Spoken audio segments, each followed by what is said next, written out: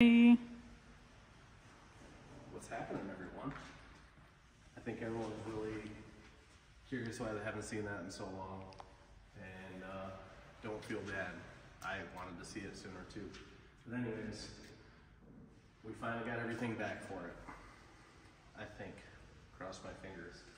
So we pushed it over here a couple of days ago, and I finally put the weld wheels on it that I've had since December of last year. And then I've had this transmission since like January, blah, blah, blah.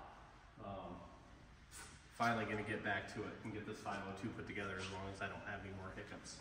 It ended up being, you know, the crankshaft took forever, and then this and then that, and then machine shop jail for a few months.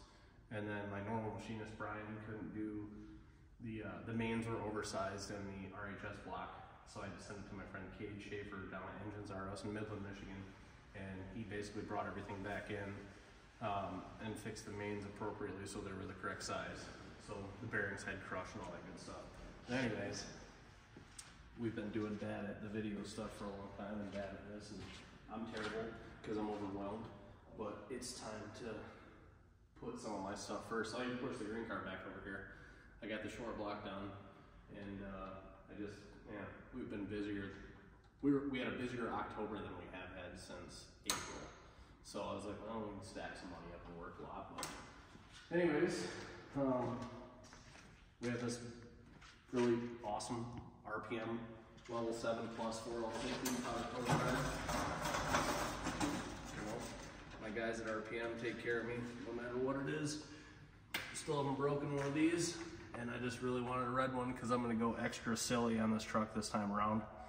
I had a Circle D 4800 in it for that last engine, and a little tight down low, not a big deal, but then it was loose up top, so it was kind of a And one of my friends was like, I need a looser one, so I sold him with a 6-liter, which worked out great.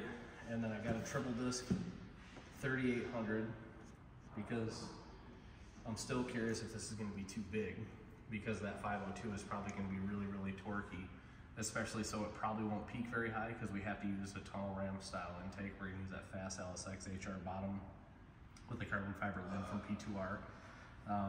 But yeah, anyways, I got a triple disc so I can lock it if I want to, and then we'll see how that goes. We'll start there. Maybe we'll need it looser still, I don't know. It does have a pretty good sized cam in it. It's got big heads, but it is a lot of cubes too, so we'll see how it reacts. And I do know for sure that the intake manifold is going to be the biggest problem with it. But anyways, we can come over here. I always hated that gray lower valance, and Alex, our buddy with that burgundy truck, he bought one of the black ones and then surprised me with a black one too. So Chelsea just came here. It's Sunday, November 3rd. She just came here to make this video with us, and I'm gonna put this on really quick because I'm really curious how it's gonna look. Obviously it's chinless right now. We never did make a video and show how cool it was where I cut the front off a little ways and tubed it to save a little bit of weight, and I had to make room for the dry sump before. So this was kind of a cool little thing that I just kind of threw together in a few hours, and it saved about 50 pounds off the front of the truck. So kind of get these bars. So I cut it flush there, welded plates, ran a bar over here to brace the bumper, a bar up here to brace the bumper, and a bar over there to brace the core support. And it worked really good. And it was nice too, because you can bring the bumper is brought back a little bit, and the gap is a lot better. Like you can see, well, we'll show you when it's down on the ground. But I brought the bumper in and up a little ways, closed the gap, and it looks so much better. But let's just take a second to really appreciate these wheels because they're awesome. The truck looks so good with those wheels on it. But anyways, we'll pop this thing on real quick. You can disregard that it's 8 feet off the ground looking like a monster truck. Let's appreciate this bumper fitment really quick. Dang. See how it doesn't stick out a foot? So nice. So nice. So nice. So nice. The paint. So nice. This truck is unfairly nice, so it is super awesome. I'm very fortunate to have it. It's only got about 80, 90 hours worth of paint correction and polishing and wet sanding and ceramics, and pretty close to as nice as you can get, other than a bunch of stone chips and stuff that I've encountered by doing donuts and stuff with it on the back of the box and lower part of the rockers. Some stone chips down there.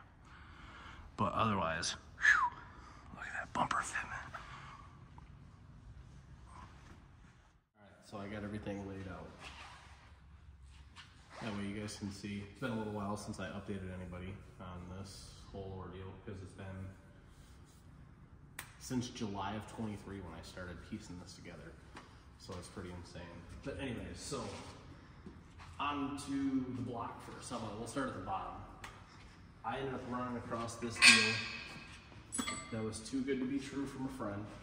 It's a hipped tall deck RHS 6-bolt block, and it was manufactured in 2010. So it was much before all the crappy COVID stuff, much like that block that's over there. That looks like a pop can. See the color differences? And that one leaks coolant through the back side of the sleeves, because multiple ones do, and that's a piece of crap, so do not spend your money with them. That's pretty ridiculous, actually, but all right, moving on, because I'll dwell. I have a lot of money into that wasted. But anyway, so it's a 6-bolt RHS block. It's a 9750 deck, and we have it bored 4170, and that will be 502 cubic inches. So, like I said, my friend Cade Schaefer down in Midland from Engines R Us, he worked some magic and got the mains in line and the right size. They were actually too large, so he had to work a lot of magic on that. Then we have this most beautiful car part, single piece I've ever bought in my life. This Cali's Ultra Billet, 4.6 inch stroke crankshaft. So 4.6 inches of stroke, which is ridiculous. So like this crank is 3 times better. Shouldn't say better, because it's not all about money. 3 times more expensive than the crankshaft that's in my race car that makes 3,500 horsepower, give or take.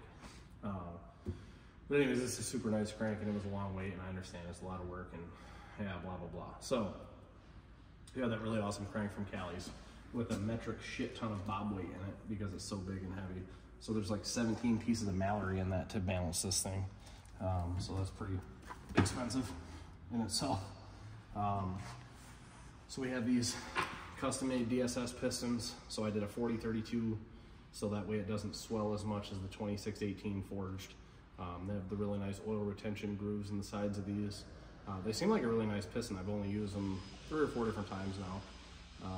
But nice piece, they seem really well. So I think that one was 8 cc dish, and that'll get us right at like 12.5 to 1 compression with that cylinder head and deck combo, blah, blah, blah. Cali's, my friend Justin provided me with these 6.35 inch long Ultra I-beams. So these are gonna be marvelous. They actually only came in at 664 grams, so they're not terribly heavy, which I was worried about. So that's pretty fantastic. Yeah, so that's pretty much the bottom end of it. I got an API balancer and stuff like that. But then this will be our first ever solid roller. And I was gonna run Johnson's, but it was too late. So we had spec the cam for this BAM lifter, which had a little bit larger roller. So this is gonna be my first solid roller lifter combo ever. It's gonna be weird. Hopefully it's worth it. And only then, because I got a deal on the heads for my friend Dustin Gramps. So he ended up, get these shocks out of here. I gave Dick my old shocks, so I didn't put them in there. My friend Dustin Gramps bought a Z28 Camaro, like a 2015 or whatever it was. And it had these RHS heads on it, which are the 307 cc's from way back in the day.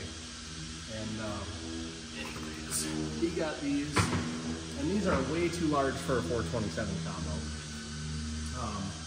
So when I got them from him, I called my friend Mike Lau and had him get me a set of custom-made Feria titanium bells. It's got the factory Inconel exhaust. And then I sent the heads back down to Iron Mask Airflow, my friend Brett in there, and he did a hand work over. Picked up a little bit out of the box. They're pretty awesome. They have a pretty large cross-section. The intake port on these are pretty massive. Obviously, Dustin got rid of them because they just killed torque on the stock cubic inch 427. This absolutely ruined the whole mid-range and bottom end. So we ended up getting him a set of Brodix KR7s ported by Iron Mask. Picked up a ton of torque. So these were just basically worked over specifically. Hopefully we can get as much as we can out of it. Exhaust port's obviously big as well. Some 850 lift springs in it. And then obviously these aluminum rocker arms, which the first time I've ever had an adjustable roller rocker arm on an LS combo. So it's a first for me. It's exciting times. Yeah, so not gonna tell you guys the cam specs yet. I'm gonna tell you it's really, really big. It's like 750 lift on the intake side, 725 on the exhaust. But just in case it sucks really bad, I don't wanna brag about it. So Nick made me this cam and told me not to tell anyone. He wanted it to be top secret. That way if it does suck, we can make it better, but it won't. It'll be cool. If this combo ends up sucking, it's specifically gonna be from this. Obviously with the truck, I have to run the factory style throttle body, so I'm gonna use 102 millimeter, 103 millimeter Nick Williams. And then we have the carbon PTR carbon top. I'm gonna put a spacer in there. And fuel injector, development injectors, like always. That's all we run here, other than the big methanol stuff. But this will probably be the biggest restrictive piece in the whole combo, just because like in the past, if anyone's ever watched any of these bigger combos, they take a lot of airflow. And I think 105 millimeter throttle body only flows like 1500 CFM.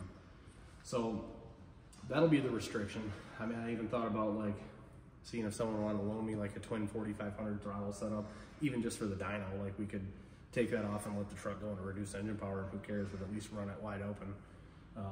But yeah, being with these, I don't really want to convert it to cable because it gets rid of some stuff and you have to add some stuff and it's kind of a pain. I got to change the O2s and some wiring, and the truck still has 33,000 miles on it, so I don't want to mess any of that up. So if it loses 75 to 100 wheel horsepower, so be it. I don't think it'll be that drastic.